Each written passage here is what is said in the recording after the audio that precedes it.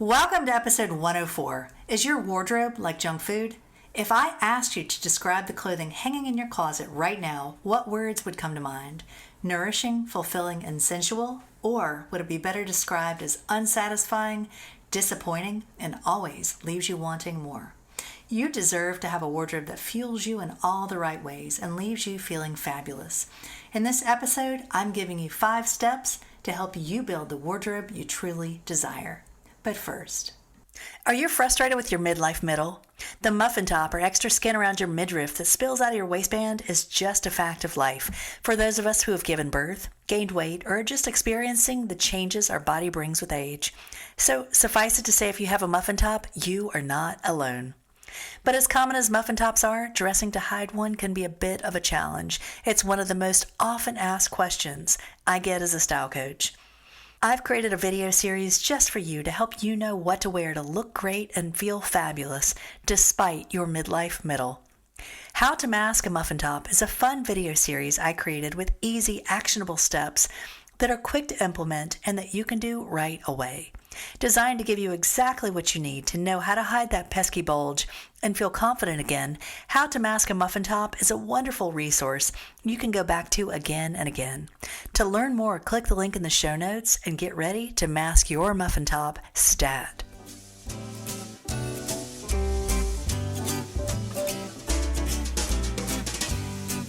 Welcome to Style by Mary Michelle, a podcast designed to empower you through personal style. I'm your host, Mary Michelle Nidifer, a master style coach, founder of Style Finder Boutique, and creator of the Style Finder ID system. I'm here to help you know what to wear, how to wear it, and how to get dressed in 7 minutes or less. Let's go.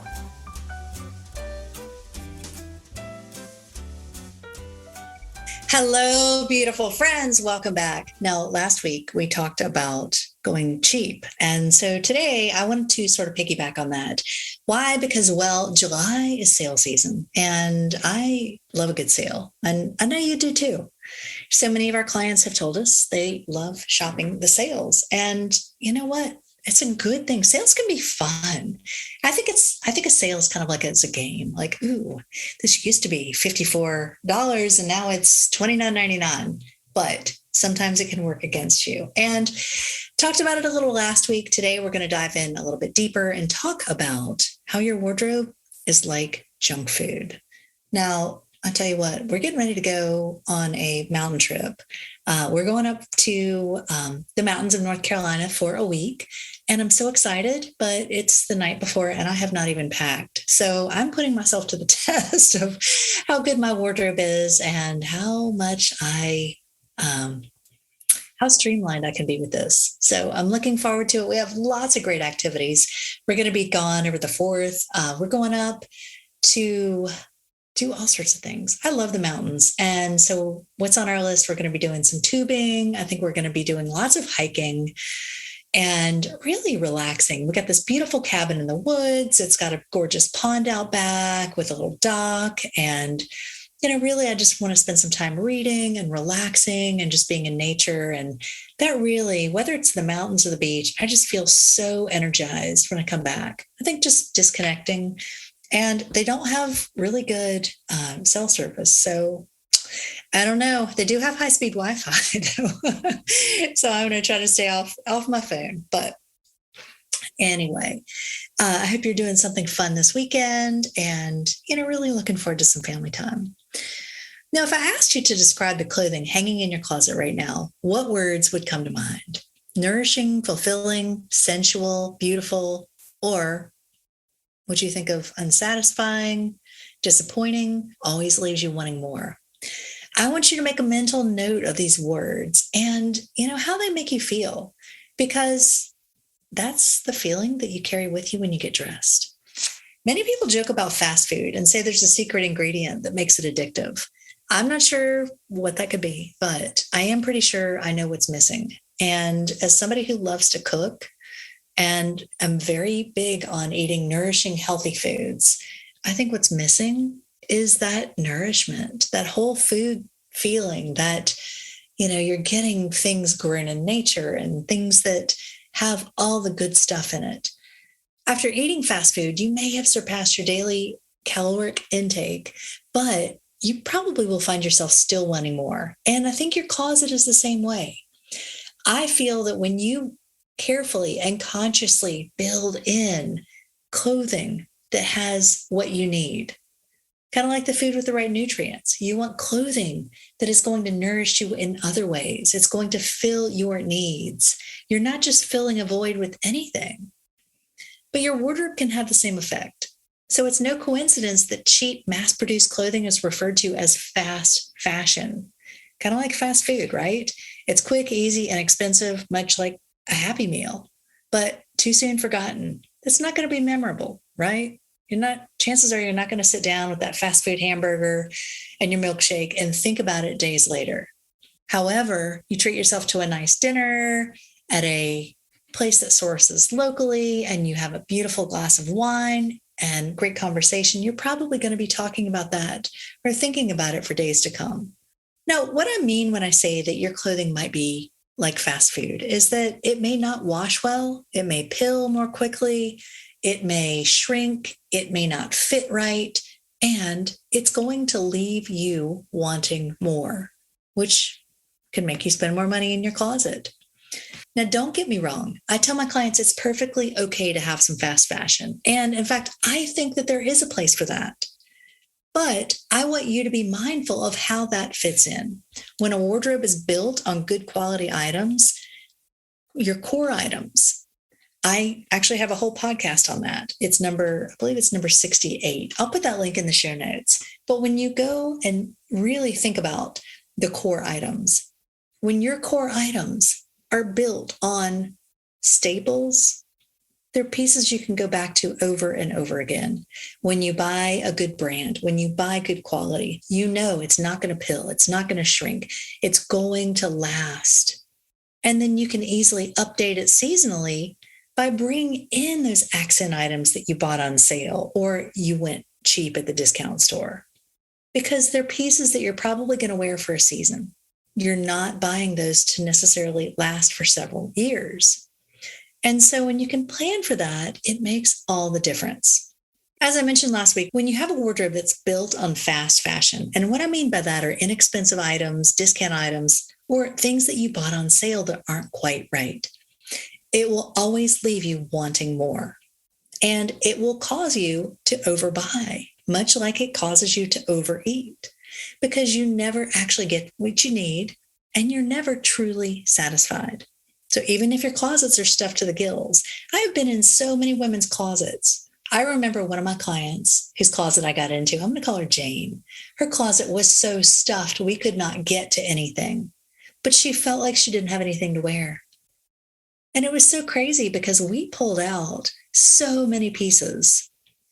And she said, "Oh, I'm not wearing that. I don't like that. I don't want to wear that. That's pilled. That's ripped. That's torn. That's stained. That doesn't fit anymore." We must have pulled out 2/3 of her wardrobe. And then what I did do is I took the third that was left, realized she actually had some good quality pieces in there. A lot of what we pulled out had been cheaper items, had been impulse buys that she didn't really love. And so when she could see what she really had, she felt like she had more clothes. And then I showed her how to take those items and mix them, match them, and gave her a list of a few things to bring in to maximize those. She really saw how building a wardrobe makes all the difference. It's not about having more clothes. It is about having the right clothes. So what's the remedy?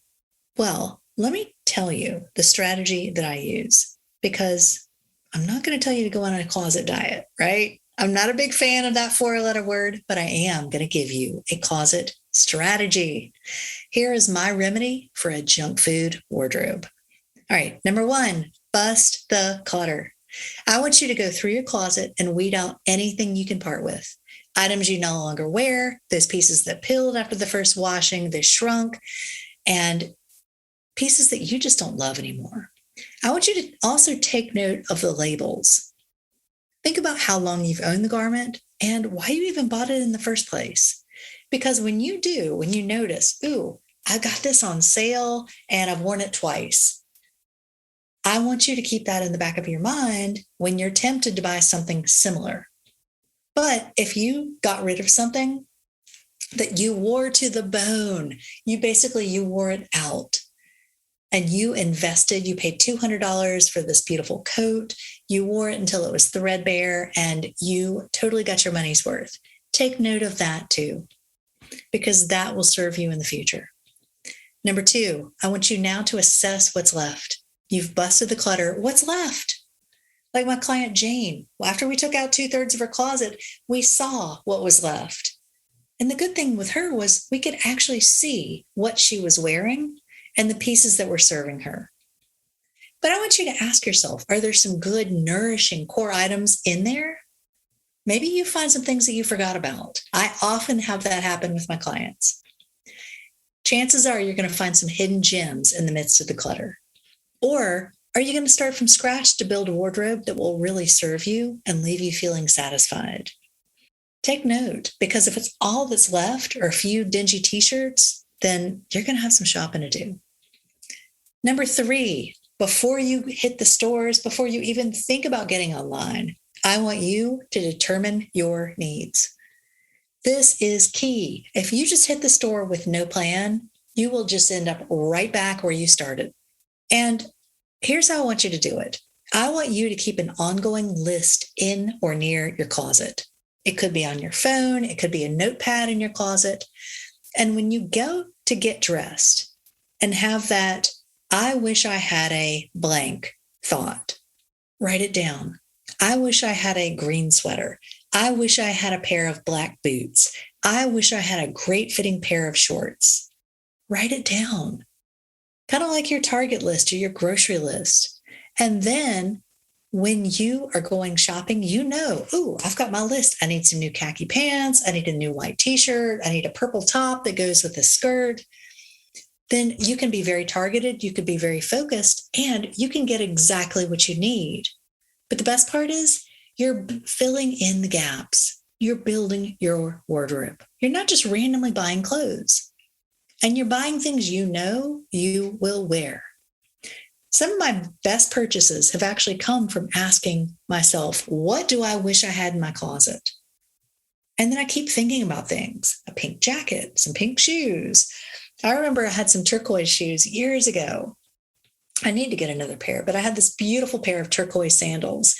And I bought those because I remember standing in front of my closet, and I used to wear a lot more teal and turquoise than I do now. But that was a real core color in my wardrobe. It was one of my signature colors. And I found myself wearing it over and over and over. And I decided I really want some turquoise sandals. So I sought some out. I actually got some on sale. And they were the kind of thing, though, that I felt like, well, I'm not sure if I'm going to wear them a whole lot. Let me buy some that were fairly inexpensive. I literally wore those things until they fell apart. That was a great investment for me, even though they weren't such an investment. So think about those items you keep wishing for. And when you see patterns over and over, you're wishing for, I wish I had a taupe jacket or a great belt or a colorful scarf, etc. Then you begin to understand what you really desire from your wardrobe. And you can differentiate that from a fleeting craving. There is a place for this. I want this in my wardrobe. I desire this. That is going to help you to build your wardrobe and to bypass those weird random things because you don't really know what you're looking for.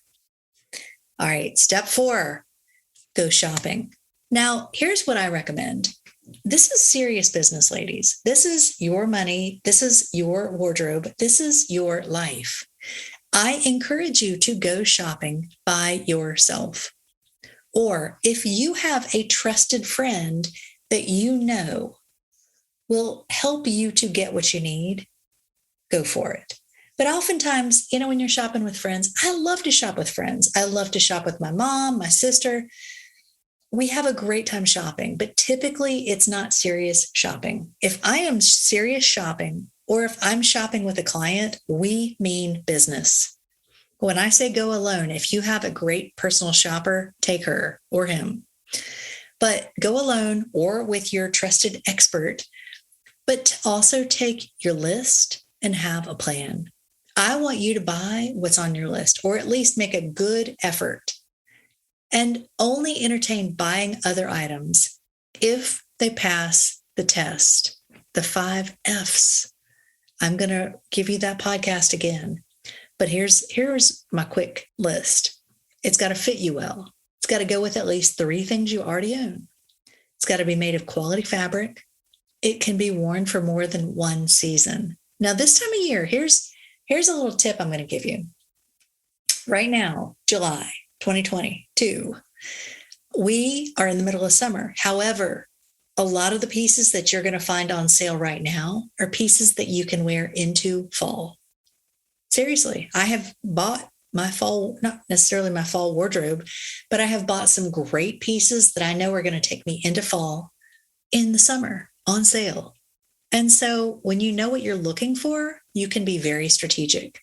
Now, the last question, do you love it? If you love it and you can't wait to wear it, that's a great hint. I know I love it when women come in the boutique and they put something on and they're like, just cut the tags off. I'm going to wear it out. You know, it's a keeper if you want to wear it out. Now, you might not always do that, but if it feels so good that you want to, that's a good sign. Now, when you return with your new items, I want you to have fun with them. So my step number 5 is play dress up. Play dress up. When you get home, I want you to take what you bought. I want you to incorporate it with what you have and come up with some new outfits. Play around and see how many outfits you can come up with, but also really see if you can build a capsule. Like, really take it. Don't just create 1 outfit or 2 outfits or 3 outfits. See how many things you can wear that new jacket with. See how many capsules you can create. Maximize your time. And then what I encourage you to do for the next couple of days, go ahead and set your outfits up. Then you get in your closet and you're like, yeah, I got this. I got this. I feel good. I'm wearing something new. I love it. I know what I'm going to wear. It is going to take the stress off of you.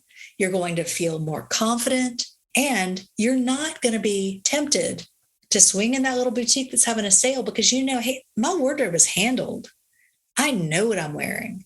Now, if you do want to pop into a boutique every once in a while, I'm not going to discourage you from doing that. But I want you to think long and hard about your impulse purchases and not be tempted to buy something because you're trying to fill a need. Actually, let me rephrase that. I want you to buy something because it fills a need, not because you're trying to fill a void. If you know I have a gap in my wardrobe and this is going to fill it, great. But if you're just buying something to be buying it, that's not going to work. Taking time to build your wardrobe, filling it with both quality items and a few fast food items that were brought in with intention is going to serve you well. You'll be assured that you'll have outfits that are ready at a moment's notice and will leave you feeling comforted, satisfied, and like everything's going to be okay, much like a home-cooked meal from mom. So think about how your wardrobe is like junk food. And then I want you to go through these steps. Step number 1, bust the clutter. Step number 2, assess what's left. Step number 3, determine your needs. Step number 4, go shopping. And step number 5, play dress up.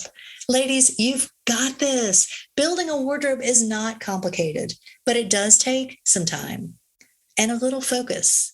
But I want you to have fun with this. You can enlist a friend. Why don't you do this together? Go through these steps together. You can challenge each other. You can cheer each other on. And if you're doing this together, then maybe you can even go shopping together. But when you have a buddy, when you have somebody to support you, that makes all the difference.